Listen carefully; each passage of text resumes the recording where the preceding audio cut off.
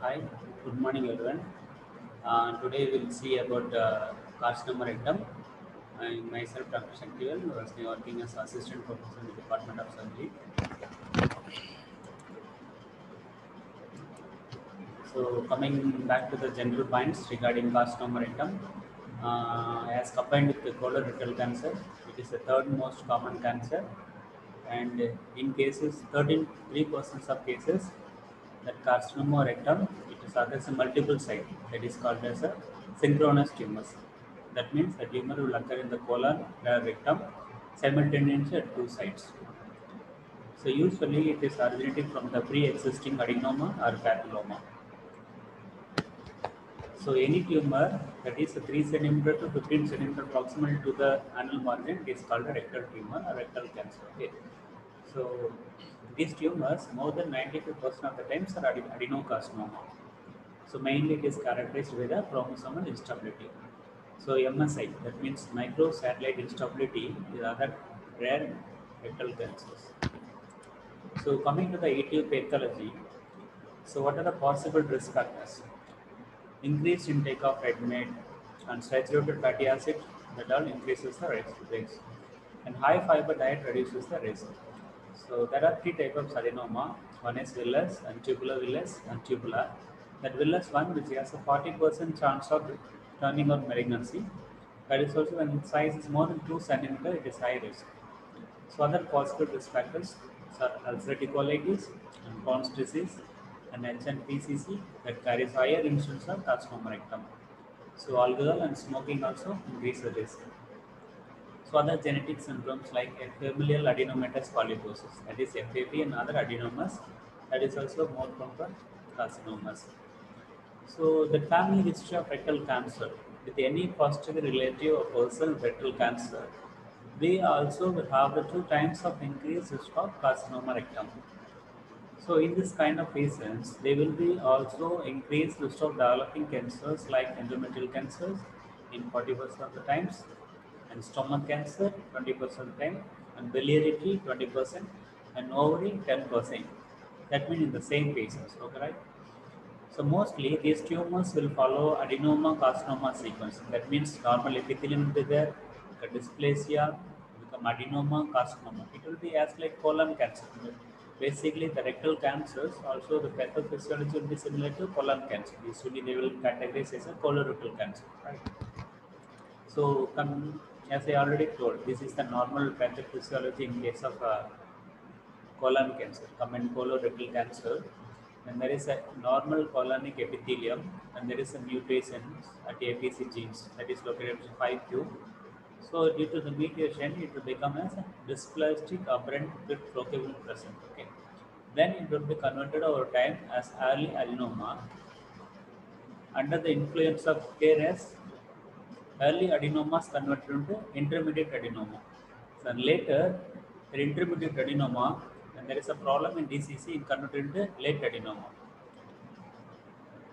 Late adenoma, when there is a problem with the P53, it will convert it as carcinoma. So when other involved genes become metastatic. This is a usual normal phenomenon. So normal tissue, when there is tumor initiation, then progression and neoplasia.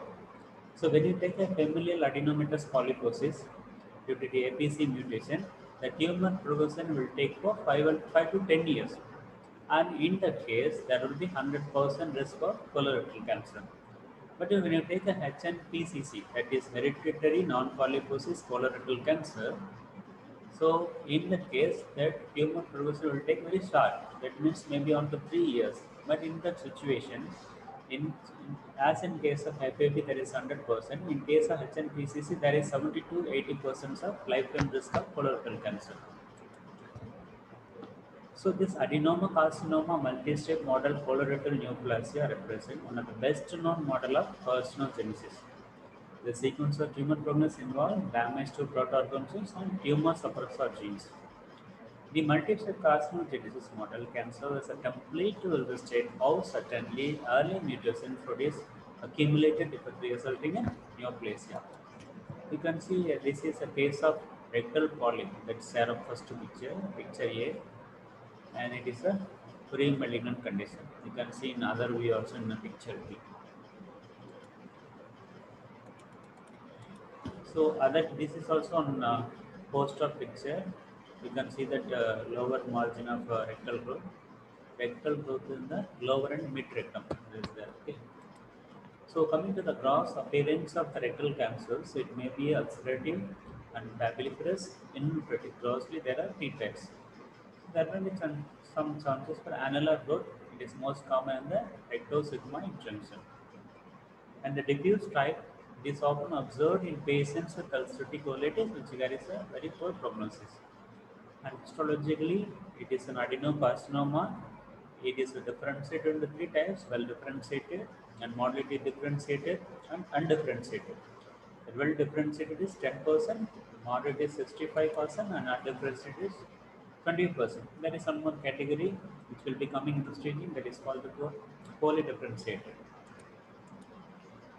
So there is some special type of pathology, colloidal carcinoma rectum, that is present in the 12% cases in young people, and it is maybe a primary or secondary.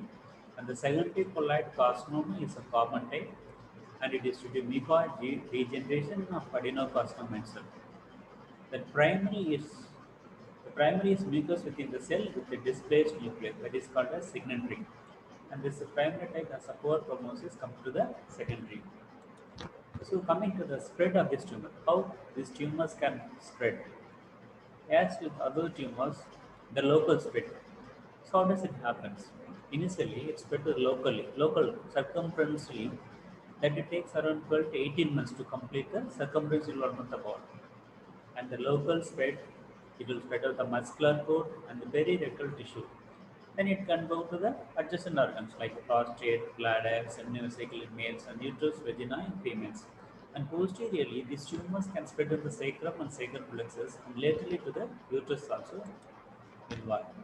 So coming to the lymphatic spread, so in this case, when there is a tumor involving above the peritoneal reflection, the spread of the upwards along the colonic lymph nodes. In mid-rectum, it will into the pararectal and mid-rectal lymph nodes will be involved. And there will be also downward spread, that is rare, occur when the growth is close to anal canal to the inguinal lymph nodes. And obturator nodes also may be involved in the 8% of lower rectal growths. And there is a other chances of venous spread also, that is distant metastasis, and the most common is in the liver, which is involved in the 30% of the cases. That is very important because these colorectal tumors most commonly metastasis into the liver in 30% of the 35% of the cases. And it can go to the lungs in 20% cases, and adrenal 10% and other areas. And other type of spread is perineural spread, that is carries very less poor prognosis. So this classification named as Harvard invasion of malignant polyp. This classification mainly used for cancer-containing polyp, that is not for a benign polyp, right? So in peduncle polyp, it is categorized into 5 degrees. The level 0 is, that is a non-invasive carcinoma over the summit of the polyp. Okay. The level 1 is invasion into the head of the pedunculated polyp. Level 2 is invasion into the neck of the pedunculated polyp. And level 3 is invasion into the stalk of the pedunculated polyp. Level 4 is invasion into the base of the pedunculated polyp. And into sessile polyps, all the lesions are classified as level 4. So coming to the clinical presentation of the tumor, most commonly these tumor present as bleeding for rectum or anus. Most of the time it mimics as a hemorrhoids or piles, and often it is the earliest symptom. Sometimes it may present as a spurious diarrhea. What is the spurious diarrhea? It occurs in the early morning due to overheat mucus circulation in the lower rectum, causing urgency for defecation, but results in spurious diarrhea. And the patient will have incomplete evacuation also. Some patients present tenesmus also. It is a painful, incomplete evacuation with bleeding. So some patients have a bloody spleen also, that means mucus with blood in stool. And some patient present as a well, as already said, whenever the patient presents in bleeding rectum, you should not hesitate to for rectal examination. That means digital rectal examination to assess the lower rectum and anus to look for any growth or any mass lesions. In clinical classes, it is otherwise said abdominal examinations never completed the digital rectal examinations (DRE). Okay, what are the other possible presenting signs? Patient may have anemia, malnutrition, and the patient may have a loss of appetite and loss of weight, and they also have altered bowel habits. And sometimes they may present urinary symptoms due to infiltration of the bladder or prostate. The patient may have the back pain which involves on the sacral plexus. Sometimes, in case of metastasis, they will have ascites, liver secondaries, and they may have urinary symptoms. On examination, 90% of the rectal growths can be felt in a parectal examination. And in parectal examination, you can assess the level of the rectal tumor from the anal margin, and you can see whether the tumor is mobile or fixed. Then superficial tumor will be mobile, and when the tumor is deep seated, it won't be mobile. Otherwise, it is called as fixed tumors. So, coming to the possible investigations, so DRE is a completing clinic. It is included in clinical examination. After that, you have to investigate the patient with a proctoscopy or a sigmoidoscopy, or you can take a biopsy using human forceps, or you can do very minimum case of FFP. Others look for a synchronous tumors or growth. And the colonoscopy is the ideal to look in the presence of any synchronous growth. This is present in some 5% of the cases. And in case of FAP, other familial syndrome, you can do colonoscopy to identify any other location of the polyps. So even though colonoscopy is done, rigid proctoscopy could be must to identify the precise location of the tumor and to measure the tumor distance from the anal sphincter accurately. And you can do ultrasonography of the abdomen to look for the secondaries in the livers, ascites, and in cases massive periodontal splits. The next investigation will come into the line CT. In CT, what all we see? We will see the operability and the local extension, and we can see the size of the tumor and nodal status. We can see the ureteral involvement. We can see the presence of any perforation and fistula incontinence. In CT, you can see the nodal status also, local virility, distant nodal status. And the local extensions better will be assessed by TRUS, that means transrectal ultrasonography. In CT, any vasorectal node detected in CT is considered as a malignant spread.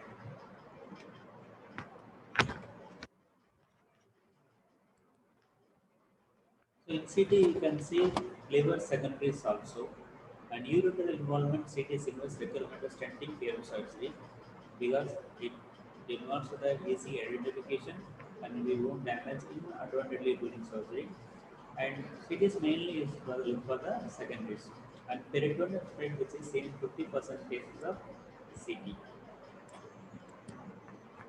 So coming to the endorectal ultrasonography, it is very useful to assess the local extent of the tumor, and transrectal ultrasonography (TRUS). It is endorectal ultrasonography that gives more accurate picture of the precise tumors in mold layers, peritoneal tissues, and nodes. And TRUS is superior in case of the staging of rectal cancers, and its accuracy is 90% compared to MRI's 85% and CT's 70%. And endorectal yields based destaging and enstaging use dependent on layers and presence of nodal status. And in case of TRUS, the nodes more or even equal to 5 millimeter considered as positive.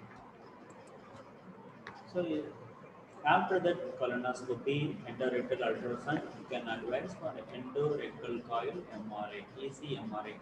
It is useful for a very large field compared to breast. And you can see the easily extent of the tumor, access and organ spread better than MRI, better assessed by MRI. So you can see the recurrent tumor also in MRI. MRI is very best for soft tissue density. Other more advanced investigation, PET scan, that is FDG PETs, fluorine 18 fluoro deoxyglucose PET scan. It is useful to detect the recurrent local tumors. Mainly, it is used for distant metastatic disease. For nodal threat, routinely we don't use PET scan. Only for a peritoneal scan and distant medicine we use PET scan. So coming to the staging, we use for TNM staging, American ACC, it is staging commonly used. It is categorized as malignant tumor and nodal status and metastasis TNM. And the tumor T-axis primary student tumor is cannot be assessed, and the T0 is no evidence of primary tumor, and TAS carcinoma in situ, and T1 is tumor in submucosa, T2 is tumor in muscularis propria, and T3 is the tumor in the muscular propria and the very recurrent tissues, and T4 is local spread. And the nodal state is N1 is there is N1A and there is one regional lymph node is involvement, and N1B is about 2 to 3 lymph node involvement, and N1C is and the tumor occurs in the subserosa, mesentery, non-retinalized pericolic and peritoneal disease without regional metastasis. N2A is when there is 4 to 6 node involvement, and N2B is 7 or more lymph nodes involvement. Is stage is stage 1, 2, 3, 4, including stage 0. And there is, as I already said, there is a whole histological grades also, well differentiated and moderate differentiated and poorly differentiated and undifferentiated. The AGCC also stated that post-surgical margin we classify as R0, R1 and R2. R0 is completely resected tumor. R1 is a microscopic margin positive. R2 is macroscopic margin positive. These are the some clinical staging, div staging, modified group staging, and the reason what we practice nowadays is that articular collars grading of colorectal tumor. It is grade A is intramucosal and grade B is involvement of the muscular propria, and B is the tumor spread to the wall into the peritoneum, and class C1 is B1 plus tumor and C is B2 tumors and D is distant spread. So, after diagnosis, we are coming to the treatment part. The treatment of rectal cancer will have changed significantly during the past 20 years. There is a considerable controversy concerning the precise role of surgery and radiotherapy and chemotherapy and the ideal timing for each modality in relation to the tumors. Although the information from the clinical trials have provided data supporting the multi-modular treatment of rectal cancer, the criteria for selection of patients remain controversial.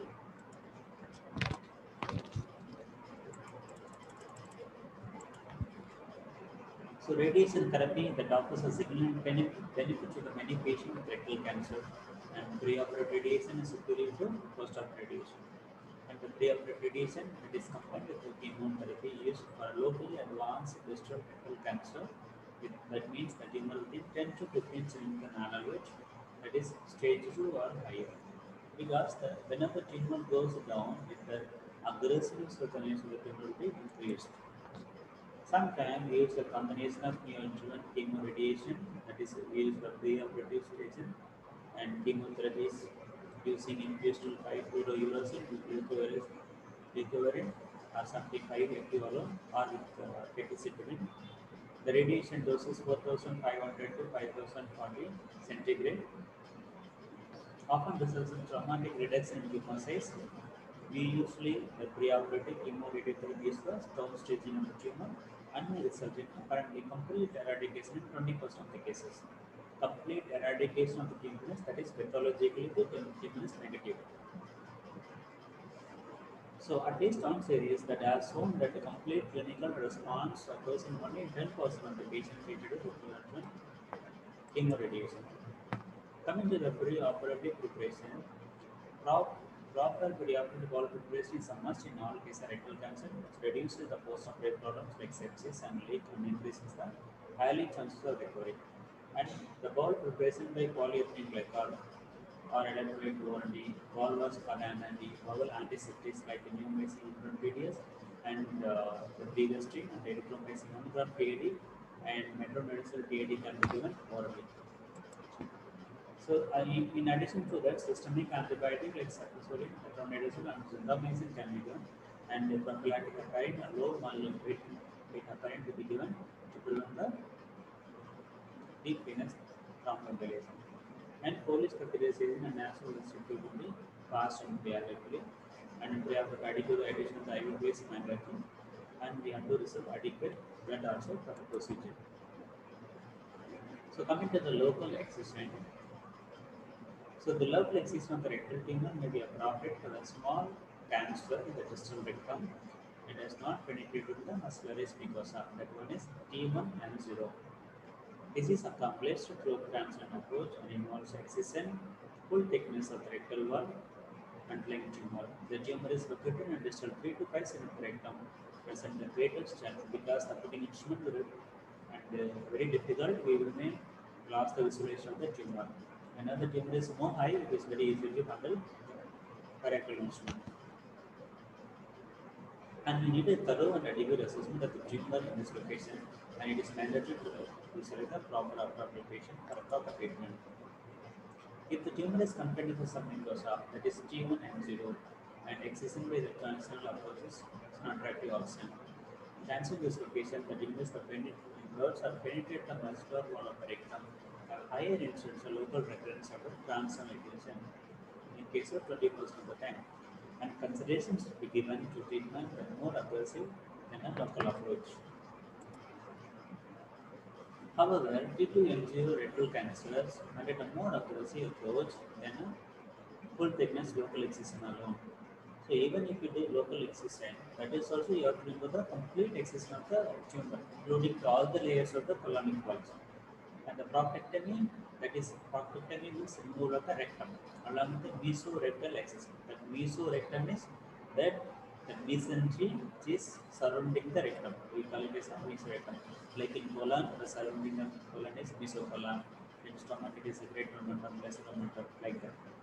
So prostatectomy with the total mesorectal excision, that means abdominopelvic excision or a low anti-resection, is only strategy that ensures examination of the local lymph nodes and is associated with a 5-year survival rate in excess of 90% for stage 1, T2, and 0 rectal cancers.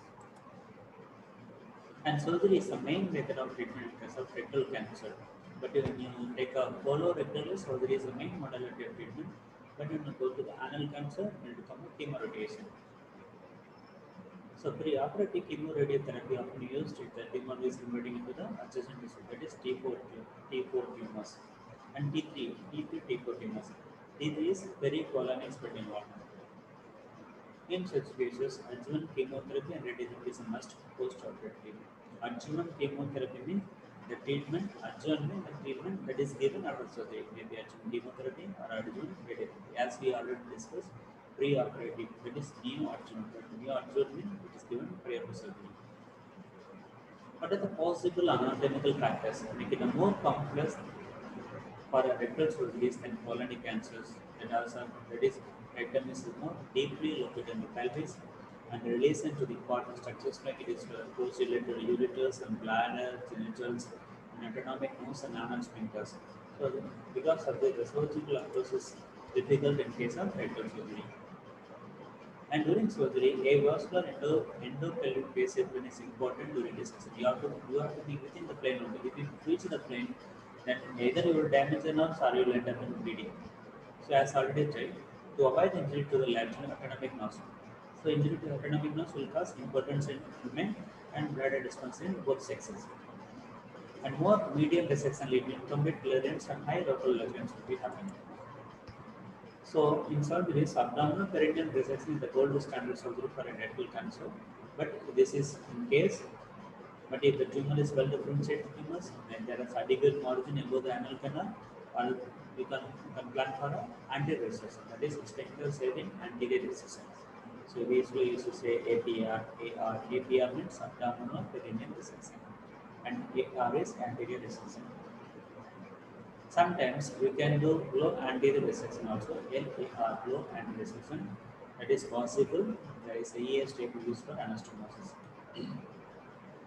But any approach, there should not be any compromise with the clearance of the tumors. So basic concept in oncology is the appropriate tumor clearance importance. What is the tumor clearance? That is margin, tumor-free margin. Clinically tumor-free margin. So when you are doing surgery, during the time, you have to inspect macroscopically how much below the normal tissue was present. Yes, already discussed during the previous slides. IHS is R0 and R1 and R2. So standard R0 is energy. We have to clear complete clearance of tumors. We have to preserve some amount of adequate normal tissue present to destroy the tumor. So coming to the principles during surgery, so the total mesorectal extent.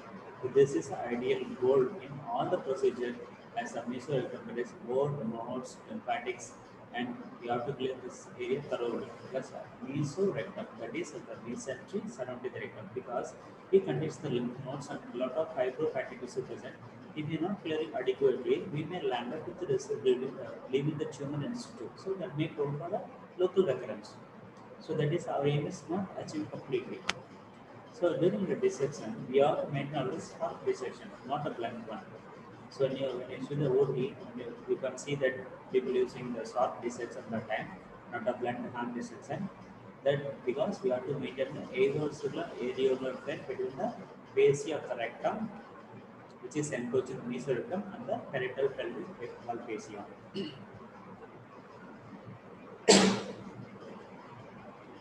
And ideal this thing is mesorectum should not be wedged, as already said. And we have to maintain in absolute hemostasis, and we have to preserve the autonomic nerves also, and we have to dissect under the vision. And the both layers of the membranous anterior denuvular fascia will be dissected off from the prostate and centrovesical, and milk to have a proper clearance. And in case of total mesorectal excision of the middle and lower rectum, then mesorectum is completely resected. But when you go to basically the tumor, during the treatment part, it is divided into three parts: upper rectum and middle rectum and lower rectum. So when you are doing surgery for middle and lower, you have to remove the mesorectum surrounding the rectum completely. But when you are going high up, in case of upper rectal tumors, at least you have to take a 5 centimeter margin of mesorectum you have to take. So in case upper rectal tumors, TME is done 5 to 6 below the lower margin of the tumor. So TME improves the quality of life, increases importance, rate over ejaculation, urinary incontinence. These complications are recurring 50% of the time, and this in case of API it is more, whereas in TME it is less than 20%. So during this mesorectal nodal clearance, the ideal recommended node is at least we have to preserve, at least we have to take 10 lymph nodes needed for accurate staging of the tumor. So very important point, like as MCQs and short points, that is that they will ask like minimum recommended lymph nodes in case of colorectal cancer is number 12, that is at least 12. You should not forget to mention that at least 12. So other modalities of surgeries like ultra low anti-resection, otherwise called as intense anti-resection, is otherwise called as Troncal can be considered in the low rectal tumors. In case of resection, in the resection, that means on table, you have to irrigate with the rectal bed with the cetrimide or hypotonous solutions like a distilled water. Usually we use this kind of solution. Sometimes this practice because he has a tumorous cell also. Okay.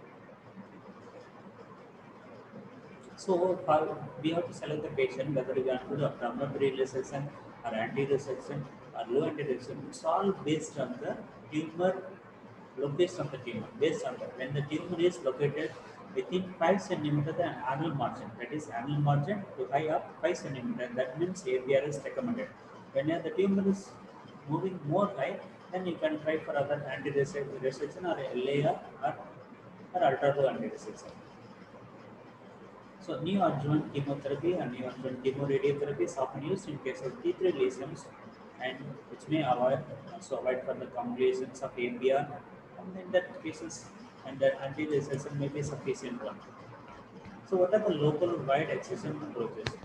It is often used in case of when the rectal tumor is less than 3 centimeter in size and the rectal tumor which is involved less than 30% of the circumference involved, and that is T1 and 0, T2 and 0. Selected cases of T2 and 0 we can use the local wide excision. There are three approaches. That is trans-anal approach. It is used for small tumors that is 3 to 5 cm above the tendon line, but within the 10 cm from the anal wedge. And the transcoccygeal trace approach, Lasky approach, that is for the posterior wall rectal tumors, that is in that case there is a that potential complications and dangerous posterior fecal fistula can occur. Another approach is transcranial endoscopic microsurgery. This type of use will use operating microscope and radioscope can be done. And this endosurgical device, which is 4 centimeter diameter, that is like a specialized sealed proctoscope with the ports indicated for CO2 infiltration, water irrigation, and suction, and monitoring for indirect purpose also. And the CO2 interface and distance rectum and the local is done with the proper positioning of the device. And this instrumentation needs some experience. Coming to the abdominal perineal resection, in the case that is called the AP resection, sigmoid descending colon upper rectum is mobilized for abdominally, and anal canal with the perianal and parietal tissue dissection per anally, and the retained colon is brought out as a main colostomy in left iliac side. So there are main procedure along the APR, that is when it is called MITES, abdominal part is first time followed by perineum nature. When it is done in reverse, gabriel, that is perineum first followed by abdomen, and where there is sometimes two surgeons can simultaneously operate the patient, one surgeon doing the abdomen part and another one is doing the perineum part. So what are the steps? APR done. APR stands for the lower midline incision, facing between the lithotomy position, and as already said, left side to colon, and entire rectum is mobilized from the above, and the rectum immobilized posteriorly in avascular plane of the nerve plane hypogastrinum between mesorectum and the sacrum. And the inferior mesenteric arch is ligated by proximal, that is proximal ligation. That means lymphovascular ligation at its origin or just beyond the first branch. Mostly for oncological purpose, they will ligate close to the origin. Colon is transected and proximal content is patient as in colostomy in the left fossa. And the perineal part, through the perineum and the pores, stent suture is placed around the anal margin, and the circumferential incision is given around the anus, and the dissection is scissor and cut into the perineal body, and coxal schema, fiscal capacity, and schedule done, and first posterior and later dissection are undertaken until it reaches the above. Lastly, anterior dissection is done to reach above, and spacing is taken to the perineal bone. Perineal wound is closed in layers. Sometimes you used to put a drain to drain the hematoma and collection, and we'll place abdominal drain also. Then nowadays there is increasing concept that we should not use drains. And the colostomy is created by suturing skin to mucosa using silk and bivalent fibers. So what are the complications of APR? So that will be a bleeding in the perineal part of surgery, and concerning infection of the perineal wound, and complications like colostomy related like prolapse and stenosis and infection may occur. And during the surgery, there may be an inadvertent injury to the urinary system, the ureter, which is important. So there is renal nerve to be damaged, and urinary incontinence to be there. The subtractive mortality is residuals. Mortality is death of the patient. Mortality is complications.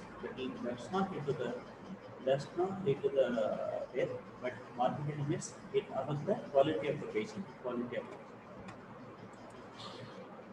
So coming to the anterior resection. So when it is done, in the growth located in the mid and upper part of the rectum, which is well differentiated and small size tumors with a clear adequate length for an adequate anastomosis of the resection should be present. Anterior resection is also called as anterior proctosigmoidectomy. Through abdominal approach, that is the rectum above the perineal is resected with colorectal anastomosis. So what are the criteria for anterior resection? When the tumor is present in the upper and middle third of the rectum. So as already told, so the rectal cancers during the management is separated as three types: rectal cancer, mid rectal cancers, and lower rectal cancers. And the criteria for IS involves the upper and mid rectum. That means above the peritoneal reflection. The tumor size is well differentiated tumors are less than 4 cm size, and in females, growth function above analysis can be accepted, and the T1 N0 and G2 N0 can be accepted, and the tumor without lymphatic or venous bed. Whenever there is a lymphatic or venous bed, it needs a more aggressive approaches. When it is LAR, that means low anterior recession. That means the recession of the rectal tumor below the pectoral reflexes along with segment colon, along with the total mesorectus, that is T and E, through abdominal upper laparotomy, and colorectal anastomosis using the circular stapler device, EEA stapler. And that should be inspected using proctoscope integrity when they get out. After doing surgery, and the stapler set anastomosis should be inspected using proctoscope integrity. And when there is an doubt, and you have always to a temporary proximal colostomy. That is called covering. Why it is called covering? That means surgery is done and colostomy is to divert the fecal content in such way that we are providing adequate time for the wound, adequate by the surgical site to heal. So LAR often used in frequent small bowel movements causing preconstruals or as low anterior recession syndrome, that is LAR syndrome clustering. It can be avoided by creating reservoirs either doing colonic J-pose or doing coloplasty systemic proximal to the dividend of the colon. So that there is some amount of stasis will be there. So patient usually do not have a frequent bowel movements. So what are the advantages of that anti-recession procedure? It can avoid permanent colostomy and the sphincter is retained. Patient will be as normal like everyone. So even there is abdominal wound, but nobody will watch that one. Okay, they will be wound like everyone. So patient acceptance will be better in case of anterior earlier recession techniques. What is the disadvantages? When there is a compromise in the clearance, there is an uncertainty of the clearance. This is very important in cancer studies, and we have to remember that always fundal clearance and local clearance is very important because the chance of local clearance will be very high. And whenever we are doing anastomosis, as in every state there is a terms anastomotically and possible infection will be there, and anastomotic stenosis also will be there. So what are the techniques in case of laparoscopic APR or AR? So whenever we are doing surgery in laparoscopy, patient will be more comment. So nowadays patients started asking only for laparoscopic surgeries.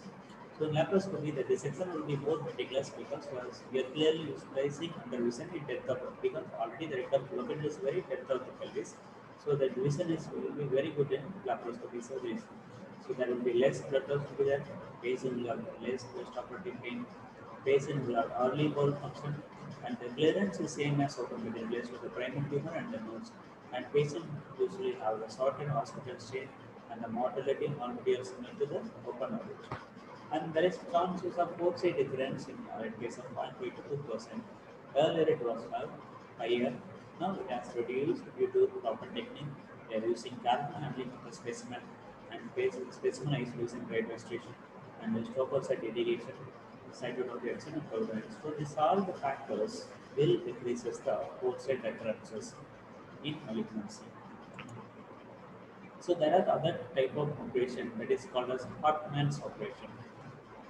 This procedure usually done in elderly people who are unfit for surgery, for any major surgeries like AP resection, and in cases of locally advanced tumors, it can be done.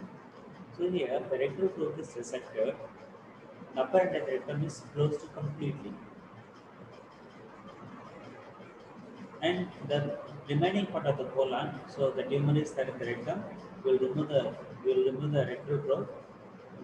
After that, after removing the lower part is closed completely and left inside, and the upper part that is continuing in the proximally, that is a descending colon, that is taken out in colostomy.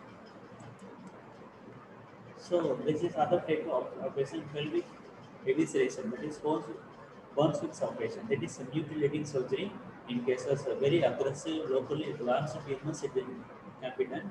So in this, along with the along with the rectum and the mesorectum nodal clearance, they will also take the urinary bladder and the fat surrounding that fascia and the uterus, vagina, and finally they will do colostomy also. But when we are doing urinary bladder, we have to do urinary diversion also. It is also neither favorable and not popular because it's very urinary surgery. The quality of the life is more important to the patient that is a decrease. It is more profit also. So coming to the radiotherapy, only in case of intestinal tumors, only rectal adenocarcinoma and GAT will respond to radiotherapy. And preoperative radiotherapy can be given to demonstrate the tumor so as to make the tumor is operable, and we have to decide whether APR or make. Sometimes it may be possible to do an anti-researching procedure also. Preoperative radiotherapy is commonly used. In a small, well-differentiated group, papillon intracavitary curative RT can be tried with a proper follow-up.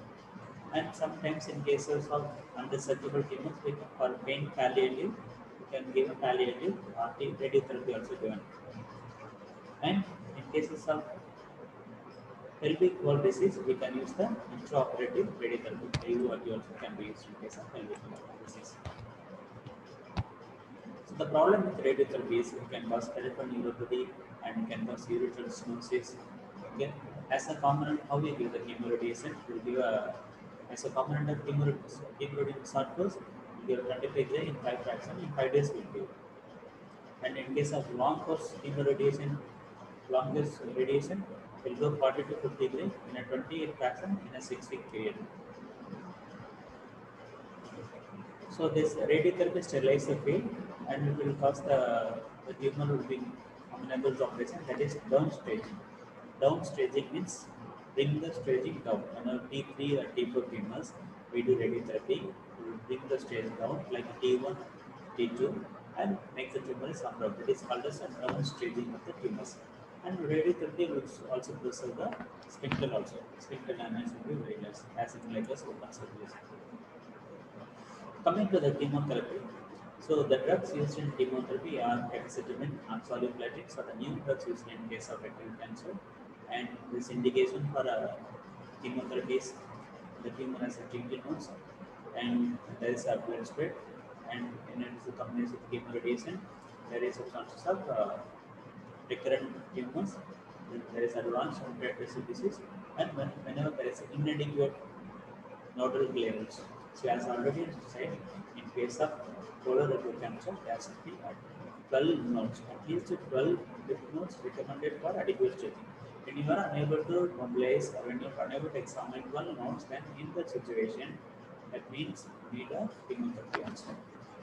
So what are the possible biological agents used in case of rectal cancer? This bevacizumab, that is a VEGF receptor antagonist, vascular endothelial growth factor antagonist, and cetuximab, it is EGFR, epithelial growth factor receptor can be used, and sometimes endoxin, 5-fluorouracil, sunstin, also the leucotriene, that is folinic acid, or levodopa can be used in case of chemotherapy. So what are the other possible methods of treatment? Like we can use electrocoagulation and the pouring of tumor as a palliative procedure can be done. And when there is a old patient, quite advanced tumors, but there is not possible to, the patient is not able to accept chemotherapy or radiotherapy or any modality of treatment. For palliative purposes, we can use a stenting also. Rectal stenting can be done for temporary purpose. So it can be that the stenting is possible to lengthen the life of the patient more than 6 month period. So sometimes we can laser photocoagulation, can use. Sometimes chemotherapy you can use a photocoagulation, particularly metastasis, colorectal liver metastasis.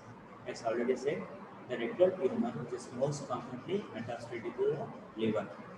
Colon also. So colorectal is similar to the same thing only. Most of the time we will discuss colorectal cancer, CRC. And there is a recent advances like a tumor vaccines, that is tumor antigen based on immune response in situ, and vaccine are encrypted with the immune responses. What are the commonly used are BCG, irradiated tumor cells, and monoclonal antibodies of G1A, that is Terademugina G2A, and CA vaccine also in the market. So coming to the recurrence, so after we have when the patient came with the rectal tumors, we have evaluated the patients, we have treated with surgery and actually chemotherapy ready with them. So what is the recurrence? Only this all this modality of treatments in case of completely operable patient, that means R0 patient. So incidence of local recurrence in rectal cancer is 30%, 30%. And most of the time, that is 80% of the time, local recurrence occurs within 2 years of surgery, Under the common set recurrence in the pelvic wall. This also present a distal anastomotic margin. Someday the patient will have intractable pelvic pain, urinary symptom, sepsis, bleeding, perianal sinus, and swelling will be there, individual there, and bowel disturbance features of local recurrence. So again, for evaluation of local recurrence, we have to see that is tumor marker in case of colorectal cancer. What is CEA? Carcinoma ankylosing antigen, and we have to confirm with the biopsy, and we have to CT for again local staging of the tumor, and MRI pelvis for assessment of local tumors. MRI better assess in case of recurrence of the tumors. It can soft tissue density look better, so it can able to differentiate whether it is primary tumors or it is recurrent tumors. Scarring also can be seen in MRI. So soft tissue basically will for as another whenever you are examining another system like the brain and the spinal cord, most of the time is for MRI, and all the soft tissues is MRI, and the CT is for stones generally.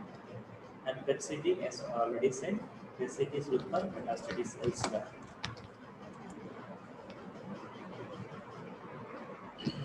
So incidence of recurrence will come down to 5% in case of, so as I already told, the incidence is 30%.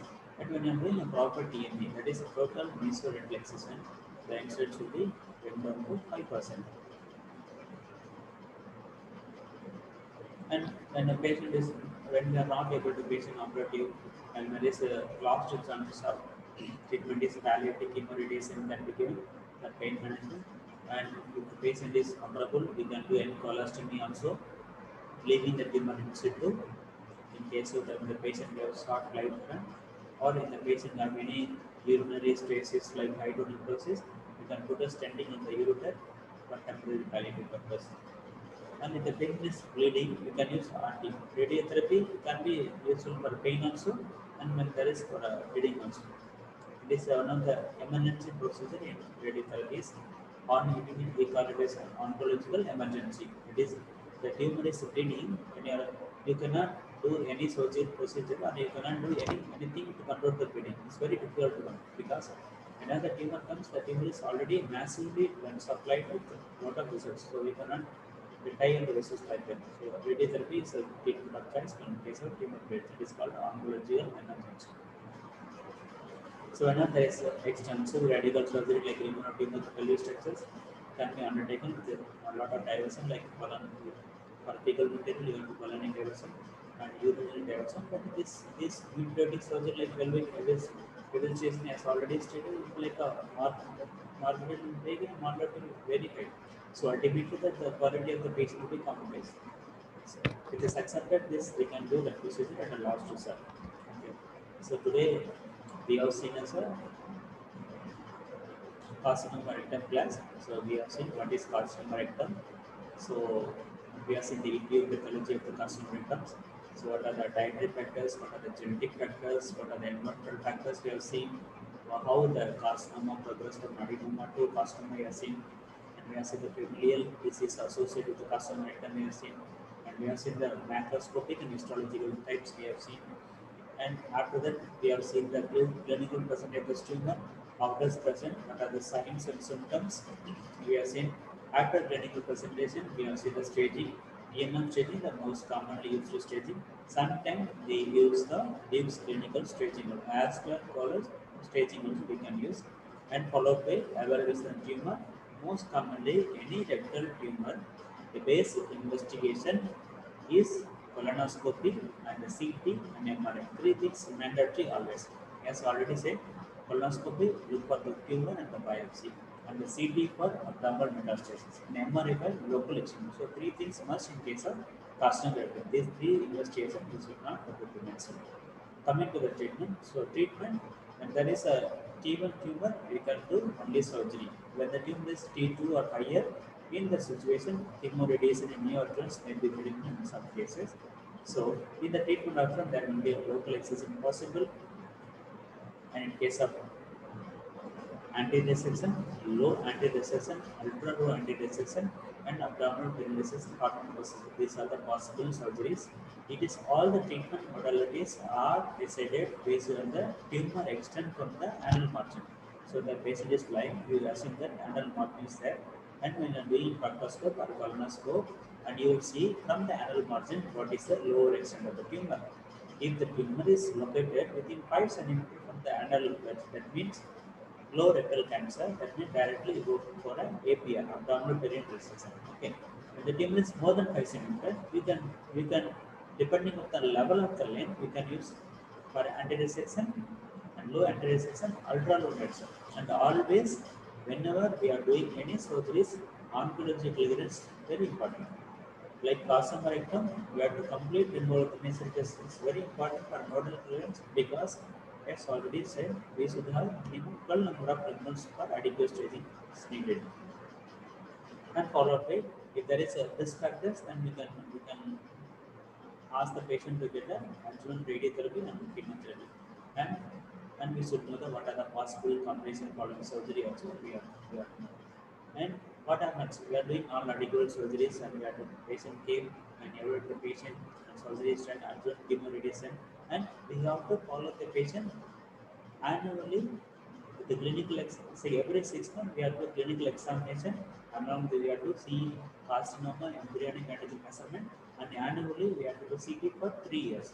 Okay, and if you are not done any preoperative colonoscopy after the surgery within 6 months we have to colonoscopy check colonoscopy check colonoscopy, and we have to repeat this colonoscopy for at least 3 years. And if there is no tumor followed by surgery, you can repeat an increased frequency. So aggressive surveillance is mandatory for the initial 5 years period because most of the tumor recurrence will happen in the initial period. So that time we have to calculate for the local recurrence. And we should know what is local recurrence, what are the incidents. Yes, I said 30% of the cases you should know what the symptom patient will have, and you should know how to assess. Again, for assessment of local recurrence, the same investigation. The patient is done anti-recession or low anti-recession and ultra low anti-recession, we have to colonoscopy.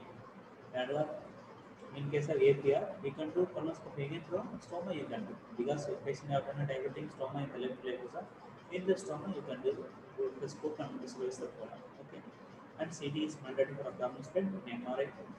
MRI is good for a local site, like in case of all the polar anastomosis, you can clearly look for an anastomotic site occurrence. You can see the what is scoring, what is and what is the process. And we have seen a lot of what is 80/30, how it is given, when to given, what are the possible combinations we have seen, and chemotherapy, what are the drugs common used for rectal cancer we have seen, and the combination chemotherapy also we have seen. Okay, thank you for your patience.